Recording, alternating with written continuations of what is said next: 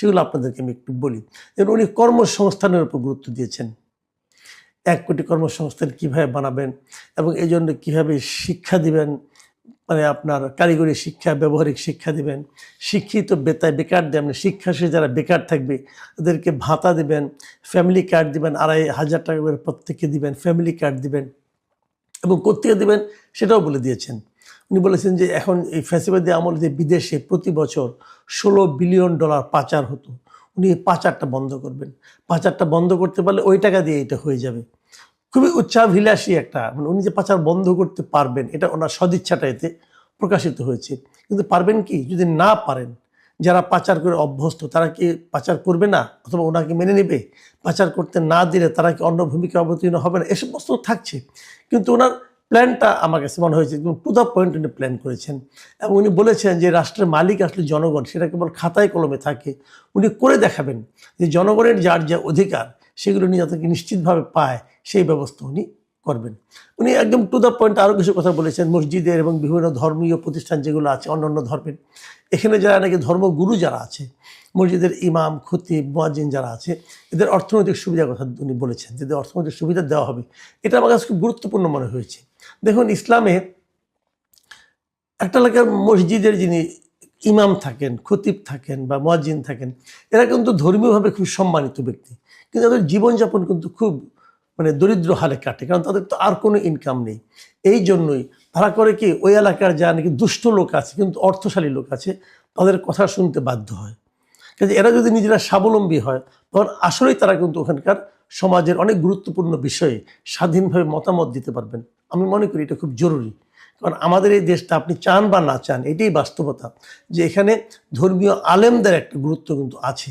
তাদেরকে স্বাবলম্বী হওয়ার সুযোগ যদি সরকারের থাকে তাহলে সেটা দেওয়া উচিত। আমার কাছে এটা ভালোই লেগেছে। তারপরে আরও অনেক কিছু বলেছেন উনি, যে পরিকল্পনা উনি যে নিচ্ছেন, উনি একটা কথা খুব গুরুত্ব দিয়ে বলেছেন যে আমরা তো অনেক পরিকল্পনা নেই, কিন্তু সেই পরিকল্পনা বাস্তবায়নে কিন্তু দুর্নীতি হয় এবং এই দুর্নীতি উনি কঠোরভাবে দমন করতে চেয়েছেন। মানে উনি যে পরিকল্পনা নেবেন, যেমন আমি নিজেও কিন্তু অনেকবার বলেছি যে আপনি বলেছেন যে বস্তির জন্য আপনি বস্তিতে আপনি বানাবেন, ফ্ল্যাট বানাবেন, কিন্তু যাদেরকে বানাতে দিবেন তারা কি করবে? তারা তো চুরি করবে এবং তারা তো সেখানে নিজের আত্মীয় স্বজনের নাম বসিয়ে দেবে।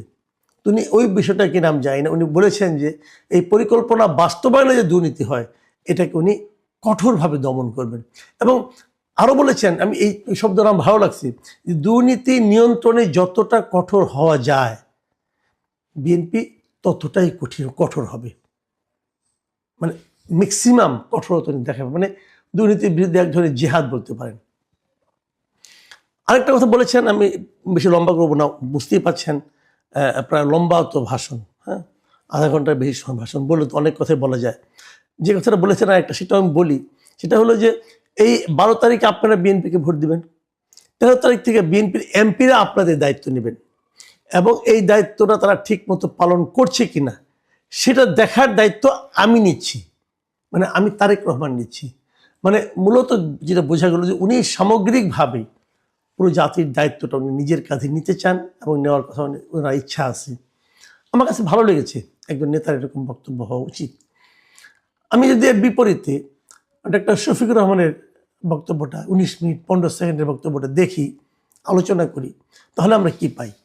জামাত নেতা ডক্টর শফিকুর রহমান উনি প্রথম থেকে যে কথাটা বলেছেন যে এই দেশটা ওনারা তরুণদের হাতে তুলে দিতে চান, তরুণরাই এই দেশের কাণ্ডারি হবে, তরুণরাই হাল ধরবে, তরুণরাই সবাইকে মিলে ঐক্যের বাংলাদেশ গড়বে। খুবই ইন্টারেস্টিং কথা। উনি এই সঙ্গে এই কথাও বলেছেন যে পরিবারতন্ত্রের উনি অবসান ঘটাতে চান, মানে পরিবারের পরিচয়ে কেউ ক্ষমতা দখল করবে এটা ওনারা চান না। বোঝা গেছে এই আলোচনাটা, সরাসরি আক্রমণটা তারেক রহমানের প্রতি উনি দিয়েছেন। লুটপাটের অবসানের কথা বলেছেন। তারপরে উনি প্রমাণ হিসেবে বলেছেন যে জামাতই পারবে, কারণ জামাতের অতীতে যারা মন্ত্রী ছিল, এমপি ছিল, তারা লুটপাট করেনি, তাদের বিরুদ্ধে দুর্নীতির কোনো অভিযোগ আসেনি, এগুলো উনি উল্লেখ করেছেন। এবং উনি বলেছেন যে নারীকে মূল্যায়ন করা হবে, নারীকে নিরাপত্তা দেওয়া হবে, কেউ যেন ভয়ের সংস্কৃতির মধ্যে বসবাস না করে সেটা দেখানো হবে। এবং উনি ৩টা ক্ষেত্রের কথা বলেছেন যে দেশের উন্নতি করতে হলে এই ৩টা ক্ষেত্রে উন্নতি করতে হবে এবং এই 3টা ক্ষেত্রে কী করতে হবে? শিক্ষায় সংস্কার আনতে হবে, বিচার বিভাগ আমূল ঢেলে সাজাতে হবে এবং অর্থনীতির সংস্কার করতে হবে। এই 3টাকে উনি মেইন টার্গেট হিসেবে বলতে চেয়েছেন। তো প্রবাসীদের নিয়ে কথা বলেছেন। তারপরে আপনি বলেছেন যে আমাদের পরিবর্তনে একটা মহা সুযোগ এসেছে, আমরা যেন এই সুযোগটা হেলায় না হারাই, এবং বারবার উনি কিন্তু তরুণদের হাতে ক্ষমতা দিতে চেয়েছেন। আর শেষের দিকে উনি হা ভোটের কথা, শেষের দিকে ঠিক মাঝামাঝিতেই উনি হা ভোটের কথা বলেছেন যে সবাই যেন হা ভোট দেয়, তাহলে পরিবর্তনটা পূর্ণাঙ্গতা পাবে। এগুলি ভালো। আমরা দুটো জিনিস খেয়াল করেছি, আমি বিশ্লেষণটা করি। এটা হলো যে জামাতের আমির উনি কিছু নীতিগত কথা বলেছেন, কিভাবে করবেন না করবেন সে ডিটেলে উনি জান নাই। আর বিএনপি নেতা ওনার কাছে মনে হচ্ছে উনি খুব ডিটেলে গিয়েছেন। মানে আমার কাছে মনে হয়েছে তারেক রহমান সাহেব দীর্ঘদিন ধরে এগুলি নিয়ে চিন্তা করেছেন, আমার ধারণা হয়েছে। এবং সেই চিন্তাগুলি কিভাবে কোনটা বাস্তবায়ন করবেন না করবেন, আমার মনে হয় ওনার কাছে একটা ডিটেল প্ল্যান সম্ভবত আছে এবং সেগুলি উনি শেয়ার করেছেন। হয়তো এই কারণে ওনারটা একটু ডিটেলে বলতে যেই হয়তো একটু বড় হয়েছে। আমার আরেকটা জিনিস মনে হয়েছে, আমি গত কয়েকদিন ধরে একটা জিনিস লক্ষ্য করছিলাম সোশ্যাল মিডিয়াতে। মিস্টার পিনাকি ভট্টাচার্য, যিনি ফ্রান্স থেকে বলেন, লোকটা জাতে হিন্দু ব্রাহ্মণ, কিন্তু উনি কিন্তু অনবরত আমার কাছে মনে হয়েছে গত কয়েকদিন ধরে উনি জামাতের পিয়ারো হিসেবে কাজ করছেন। জামাতকে কীভাবে ক্ষমতায় নেওয়া যায় এই সংক্রান্ত নানা ধরনের প্ল্যান উনি দিচ্ছেন। তারেক রহমানের নানা ধরনের ভুল উনি ধরছেন। বিএনপি কেন কোনো কাজের না এটা উনি বারবার করে বলছেন। এবং আমি খুব বিস্ময়ের সঙ্গে লক্ষ্য করছি যে সোশ্যাল মিডিয়ায় জামাত এত স্ট্রং হওয়া সত্ত্বেও ওনার কিন্তু ভিউ প্রতিদিন আগের চেয়ে অল্প অল্প করে কমছে। তো ওনার কি জনপ্রিয়তা ধস নামলো কিনা আমি বলতে পারবো না, কিন্তু উনি যে একটা দিকে চলে যাচ্ছেন এটা ভালো। এটা এটা এটা অ্যাক্টিভিস্ট হিসাবে উনি জামাতের পক্ষ নিচ্ছেন, একজন উনি নিজের মুসলমান না হয়েও নিচ্ছেন। এটা অবশ্যই জামাতের জন্য একটা বিরাট অর্জন আমি মনে করব। কিন্তু উনি একটা কথা বারবার বলছেন যে একজন রাষ্ট্রনায়কের দায়িত্ব হলো ডিটেলে যাওয়া নয়, বরং নীতিগত দিকগুলি বলা। এবং ওনার এই প্রতিফলনটা আমি শফিকুর রহমানের বক্তব্যের মধ্যে পেলাম যে উনি নীতিগত দিকগুলো বলেছেন, কিন্তু উনি কোনো প্ল্যানের কথা বলেন নাই। প্ল্যান না, মানে একটা নৈতিকতার ব্যাপারটা, আপনার একটা আপনার এই কীভাবে পলিসিটার কথা বলেছেন, প্ল্যান নয় পলিসি। তো এইভাবে উনিও কিন্তু এটাই বলেন যে নেতার দায়িত্ব হবে পলিসি দেওয়া, প্ল্যান দেওয়া না। আর প্ল্যান দেবে হলো এক্সিকিউটিভ যিনি থাকবেন তারা। তো যাই হোক, আমি সেটার প্রতিফলন কিন্তু আমি শফিকুর রহমানের মানে বক্তব্যে পেলাম। এবং আমি ওনার বক্তব্য শুনতে শুনতে আমার মনে একবার মানে প্রশ্ন জাগলো যে by any chance Pinaki Bhattacharya ড্রাফটটা করে দেননি তো? আমি জানি না, আমি বলতে পারবো না। কিন্তু কেন মনে হলো আমি জানি না, হয়তো আমার মনের ভুল হতে পারে, আমি জানি না। কিন্তু আমার কাছে এরকম মনে হয়েছে। আর তারেক রহমানের বক্তব্য শুনে যেটা মনে হয়েছে, উনি দেশটা নিয়ে অনেক দিন ধরে আসলে ভাবছিলেন মনে হলো আমার কাছে। যখন বিদেশে ছিলেন ওনার কিছু প্ল্যান উনি বাস্তবায়ন করতে চান হয়তোবা, কিন্তু সেগুলো কতটুকু আমাদের দেশের প্রেক্ষিতে বাস্তবায়নযোগ্য এটা নিয়ে হয়তো উনি বাস্তবায়ন করতে গেলে টের পাবেন। আমি যে কথাটা বলে শেষ করতে যে আলোচনা বড় হয়ে গেছে এমনিতেই, ছোট্ট একটা কথা যেটা আমি শুরুতেই বলেছিলাম, এই নির্বাচনের পর কি কোনো সংঘাত হতে পারে, কোনো বিরোধ দেখা দিতে পারে? আমি শুরু থেকেই বলছিলাম নির্বাচনটা শান্তিপূর্ণভাবে হবে, আমার কাছে মনে হয়েছে। কারণ যারা নাকি অশান্তি তৈরি করবে সেরকম কোনো সম্ভাবনা আমি দেখিনি। আমি বিভিন্ন সেক্টরগুলি বলেছি, বিএনপিও চায় নির্বাচন হোক, জামাতও চায় নির্বাচন হোক, সরকারও চায় একটি নির্বাচন হোক, এমনকি আওয়ামী লীগও চায় একটি নির্বাচন হোক। কাজে এই নির্বাচনে বিরোধ তৈরি হবে কেন, সংঘাত কেন হবে, এগুলো আমার যুক্তি ছিল। আমার যুক্তি সবসময় ঠিক হবে তা তো আমি মনে করি না। আমিও তো মানুষ, তাই না? আমার সীমাবদ্ধতা আছে, জ্ঞানের সীমাবদ্ধতা আছে, চিন্তার সীমাবদ্ধতা আছে, যদি ভুল তো হতেই পারে। কিন্তু এখন আমার মনে হচ্ছে এই দুটো বক্তৃতা শোনার পর নির্বাচন পরবর্তী পরিস্থিতি নিয়ে আমি একটু উদ্বিগ্ন। কেন উদ্বিগ্ন সেটা বলি। আমি দুটো ভাষণের মধ্যে খুব আগ্রহ নিয়ে অপেক্ষা করছিলাম একটা শব্দ শোনার জন্য। সেই শব্দটা হলো, দুজন নেতাই বলবেন যে 12 তারিখে নির্বাচন হবে, জনগণ যে রায় দেবে আমরা সেটা মেনে নেব। মানে জনগণ যদি আমাদের বিরুদ্ধে রায় দেয় আমরা মেনে নেব। এই কথাটা আমি কোনো নেতার বক্তব্যে পেলাম না। অথচ গণতন্ত্রে কিন্তু এটাই মূল বক্তব্য। গণতন্ত্রের মূল বক্তব্য হলো আমি জনগণের মতামতকে শ্রদ্ধা করি। জনগণ যদি আমার বিরুদ্ধে মতামত দেয় তবুও আমি মেনে নেব। আমি ভাববো আমি যা করেছি তার জন্য এটাই আমার প্রাপ্য ছিল। কিন্তু এই বক্তব্যটা আমি এই দুই নেতার কারো কাছ থেকে পেলাম না। তার মানে হলো দুই নেতাই ভাবছেন যে আমাদের জয়টা সুনিশ্চিত, আমি জেতার জন্য নির্বাচন করছি। হ্যাঁ, জেতার জন্যই সবাই নির্বাচন করে, কিন্তু সবাই তো জেতে না। যে না যেতে তার মনোভাবটা কি হবে? সে কি বলবে আমার জেতার কথা ছিল, সূক্ষ্ম কারচুপি হয়েছে, স্থূল কারচুপি হয়েছে, এগুলো বলবে? এবং এটা কিন্তু আমরা শুনে শুনে আমাদের মনটাই খারাপ হয়ে গিয়েছিল। 91 সালে যেটাকে আমি মনে করি এদেশের ইতিহাসে সবচেয়ে ভালো নির্বাচন, সেই নির্বাচনের ফল হওয়ার পরেও কিন্তু শেখ হাসিনা বলেছিলেন সূক্ষ্ম কারচুপি হয়েছে। 96 নির্বাচনে আওয়ামী লীগ যখন বিজয়ী হলো, তখন আমি খালেদা জিয়ার পক্ষ থেকে বলতে শুনেছিলাম, ওনারা বলেছিলেন যে স্থূল কারচুপি হয়েছে। 30 লাখ, এই যে 20 থেকে 30 লাখ যারা কোনো কাজ করতো না, শুধু দালালি করতো, চাঁদাবাজি করতো, দল ক্ষমতা আছে এটা ব্যবহার করে তারা চলতো। এবং এটা যদি আপনি আস্তে আস্তে নিউক্লিয়াসের দিকে নিয়ে আসেন, যে 20 লাখ লোক ধরুন এইভাবে দালালি করে চলতো। 20 লাখের লোকের মধ্যে মেজর স্টেক হোল্ডার হয়তো ছিল 1 লাখ।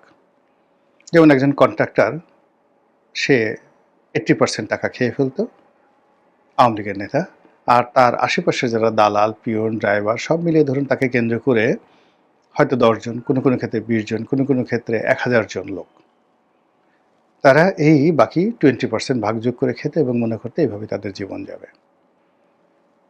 গত 17-18 মাসে এই তাদের সবগুলো সহায় সম্পত্তি, ব্যবসা বাণিজ্য বিএনপির যারা লোকজন তারা নিয়ে নিয়েছে।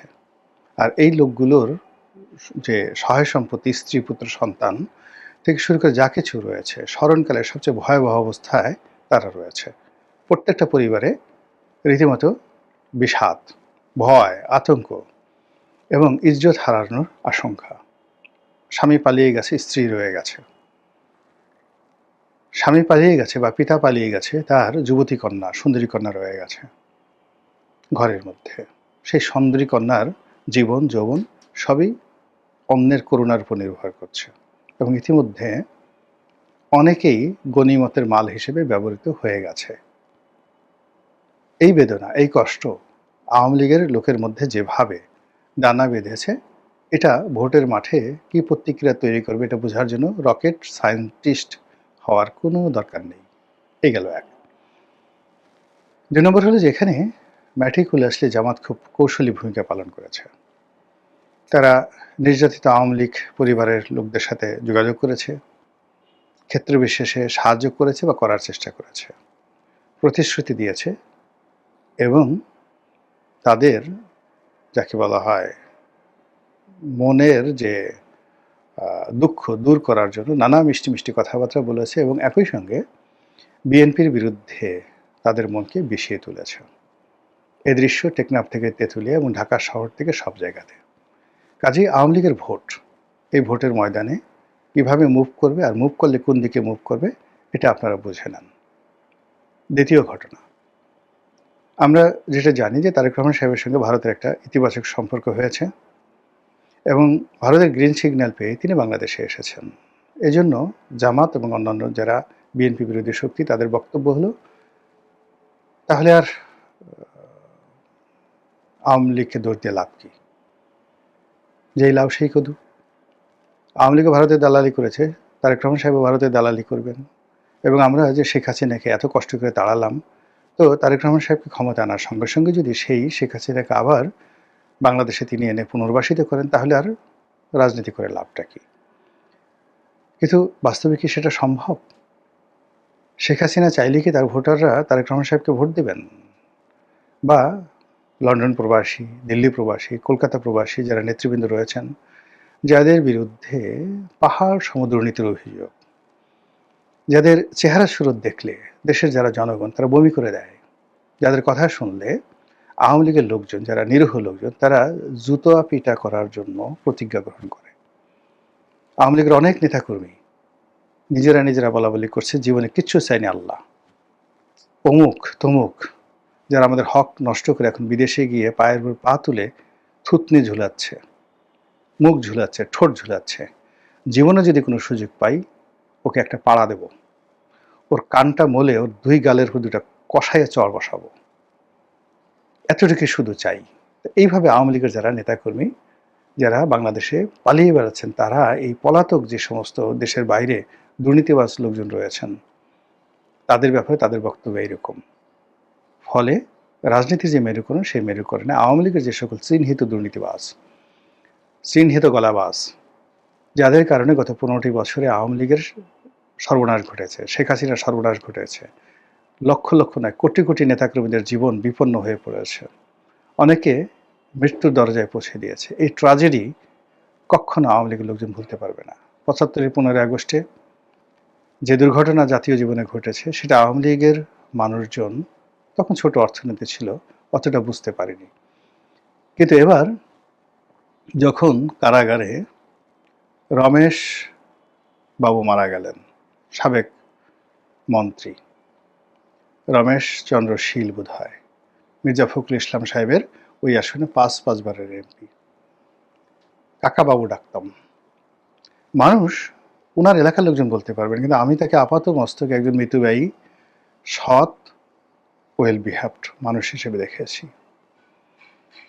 এই বৃদ্ধ মানুষটি যখন মন্ত্রণালয়ে বসতেন, তখনই তিনি দুপুরে মন্ত্রণালয়ের কোনো খাবার খেতেন না, চিড়ে এবং দই খেতেন, এবং তার নিজের হাতের বানানো চিড়া এবং দই এবং কলা, এই খাবারও তিনি দেশের বাইরে যখন বেড়াতে যেতেন ওখানেও তিনি হোটেলে নিয়ে যেতেন।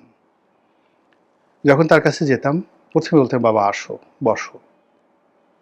সব কাজকর্ম বাদ দিয়ে দরজা বন্ধ করে দিয়ে বিভিন্ন কথা বলতেন, যে রাজনীতির এত অধঃপতন কেন, মানুষ কেন দুর্নীতি করে, কেন খারাপ কাজ করে। তার প্রতিদ্বন্দ্বী মানে ওখানে প্রতিমন্ত্রী যিনি ছিলেন মাহবুবুর রহমান, মারা গেছে, আল্লাহ মাফ করুক, দুনিয়ার দুর্নীতিবাদ ছিলেন। তিনি ক্ষোভ প্রকাশ করতেন যে নেত্রী আমাকে মন্ত্রী বানিয়েছেন, বাবা আমি তো কাজ করতে পারছি না, এই অবস্থা। সেই মানুষটি দুর্নীতি করেননি, তাকে জেলে যেতে হয়েছে। কে তাকে জেলে নিল বলেন তো? কে তাকে জেলে নিল? আর জেলে নেওয়ার পর এই বৃদ্ধ মানুষটিকে, প্রায় ৯০ বছর বয়স্ক বৃদ্ধ মানুষটিকে হাত বেঁধে তারপরে হ্যান্ডকাপ পরিয়ে তাকে কারাগারে নেওয়া হলো, এবং সেই কারাগারে তিনি মারা গেলেন। এই বেদনা আওয়ামী লীগের যারা লোকজন আছে তারা কিভাবে পোষাবেন? এ দায় এনসিপি তো তাকে জেলে নেয়নি, জামাত তো তাকে জেলে নেয়নি, জেলে কারা নিল বলেন? কি কারণে তাকে জেলে যেতে হলো? ওই যে দেখেন সাবির হোসেন চৌধুরীর মতো একজন সৎ মানুষ, রফিকুল ইসলাম, বীর বিক্রম, মেজর রফিক, গিয়ে দেখেন তো চাঁদপুরে এতবার ৬-৭ বার এমপি হয়েছেন, কোনো দুর্নীতি করেছেন কিনা? কেন এই যে ইঞ্জিনিয়ার মোশাররফ সাহেব, সাবেক পূর্তমন্ত্রী ছিলেন, বৃদ্ধ বয়সে কি অসহায় অবস্থায় তাকে সেই জেলখানাতে থাকতে হয়েছে, কোনো মতে প্রাণ নিয়ে তিনি বেঁচেছেন, হয়তো বাঁচবেন না। এরপর আপনি চিন্তা করেন কামাল আহমেদ মজুমদার, বয়স্ক মানুষ, আপনি কামাল আহমেদ মজুমদার কি দুর্নীতি করেছেন বলেন তো? ইনি তো মানে একমাত্র সাভারেই তো তার কয়েক হাজার বিঘা জমি আছে, হাজার হাজার। ২৫-এর কার্যাবলী নিয়ে, কিন্তু ২৪-এর তুলনায় আরও এক ধাপ কম এসে অবনয়ন ঘটেছে। তাহলে ২৪-এর অর্ধেকটা সময় তো শেখ হাসিনা সরকার ছিল, তাই না? আর ২৫-এর পুরোটা জুড়ে ইউনূস সরকার। এই রিপোর্ট প্রকাশের সময় টিআইবির নির্বাহী পরিচালক ডক্টর ইফতেখারুজ্জামান তিনি যে বক্তব্য তুলে ধরেছেন তা হচ্ছে এরকম যে এটি অর্থাৎ বাংলাদেশ প্রসঙ্গে যে রিপোর্টটি উপস্থাপন করা হয়েছে সেটি মূলত একটি হারানো সুযোগের চিত্র।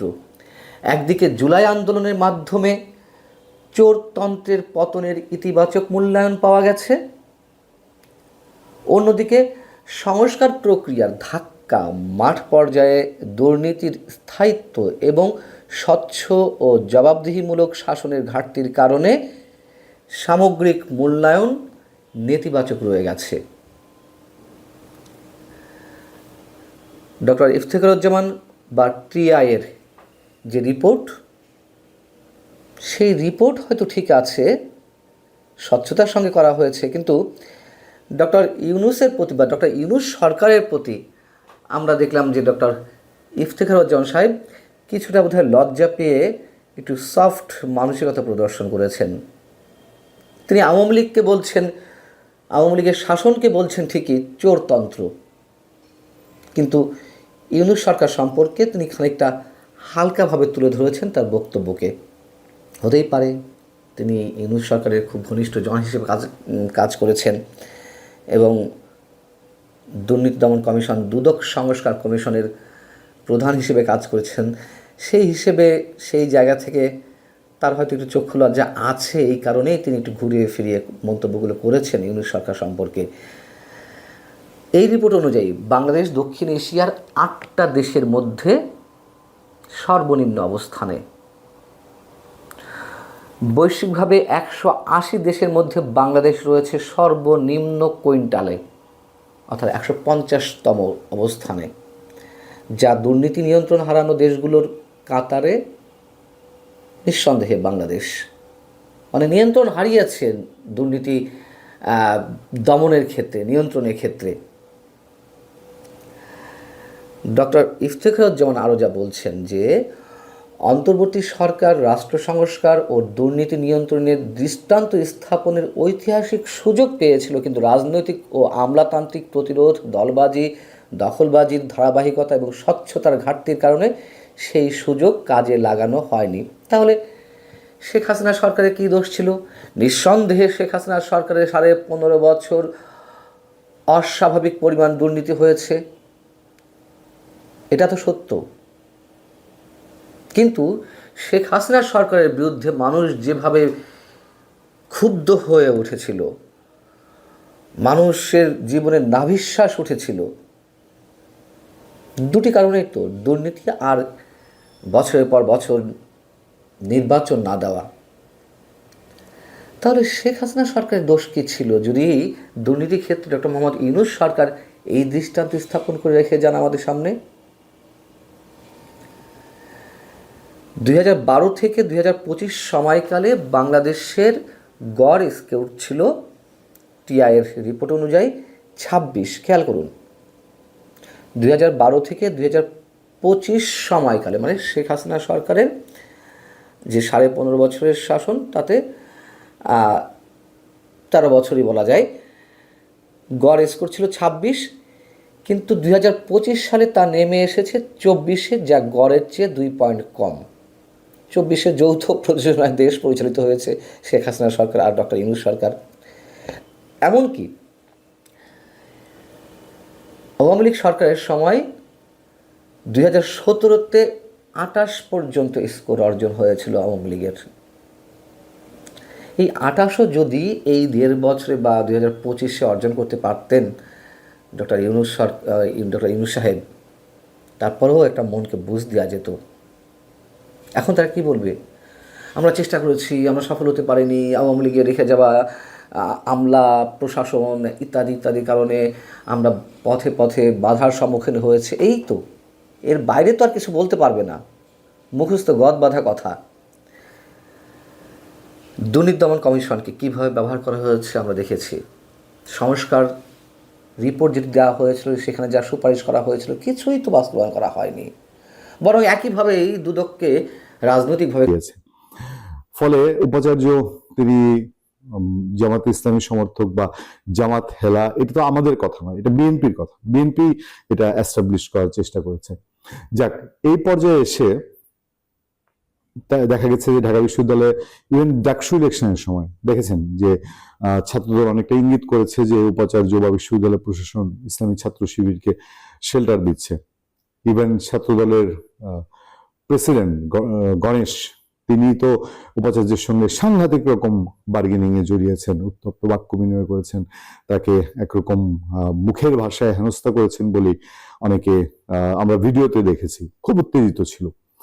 মিয়াজ আহমেদ চৌধুরী তিনি জামাত সমর্থক কিনা, শিবিরকে শেল্টার দিয়েছেন কিনা, কিন্তু আমরা যেগুলো দেখেছি সেগুলো হলো ঢাকা বিশ্ববিদ্যালয়ে 1971 সালে মানবতা বিরোধী অপরাধে অভিযুক্ত, যুদ্ধাপরাধে অভিযুক্ত যারা ছিলেন তাদের ছবি প্রদর্শন করা হয়েছে, সেখানে কাওয়ালি অনুষ্ঠান করা হয়েছে, সেখানে মুক্তিযুদ্ধের পক্ষের শক্তি কিছুটা ম্লান হয়েছে। সেই সময়ে তার এই পদত্যাগের ঘোষণাটা যেভাবে এসছে, একটু তার পদত্যাগের ঘোষণাটা কিভাবে এসছে সেটা আমরা একটু দেখি।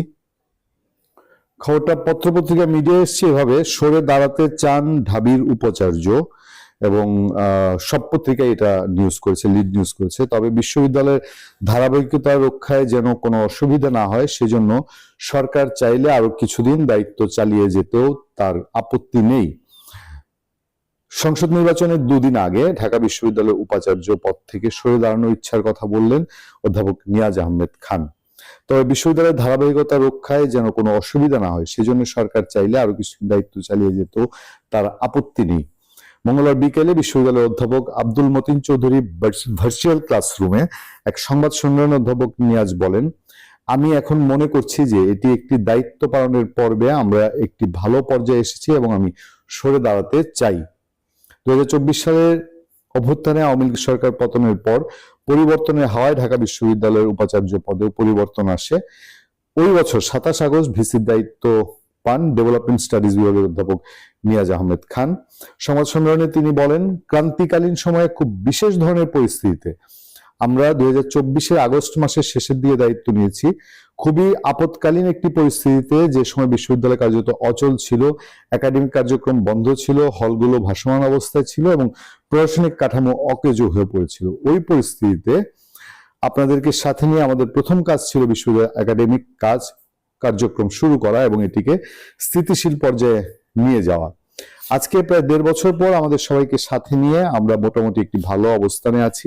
সে কারণে সরে যাওয়ার ইচ্ছার কথা তুলে ধরে উপাচার্য বলেন, এখন এই মুহূর্তে আমাদের যেন কোনো শূন্যতা না হয়, ধারাবাহিকতা যেন কোনো অসুবিধা না পড়ে, বিশ্ববিদ্যালয়ের স্মুথ ট্রানজিশন দরকার। সেজন্য আমাকে যদি সরকার মনে করেন, অংশীজনরা যদি মনে করেন যে আরো কিছু সময় এই ধারাবাহিকতা প্রশ্নে হঠাৎ শূন্যতে যেন না হয়, সেই প্রশ্নে যদি তারা কিছু সময় নিতে চান, আমি সেটি বিবেচনা করতে রাজি আছি। কিন্তু বাংলাদেশের মতোই আমরা অধীর আগ্রহে অপেক্ষা করছি একটি নিয়মিত রাজনৈতিক সরকার দায়িত্ব নেবেন এবং আমরা তাদেরকে সম্পূর্ণ সহযোগিতা করব।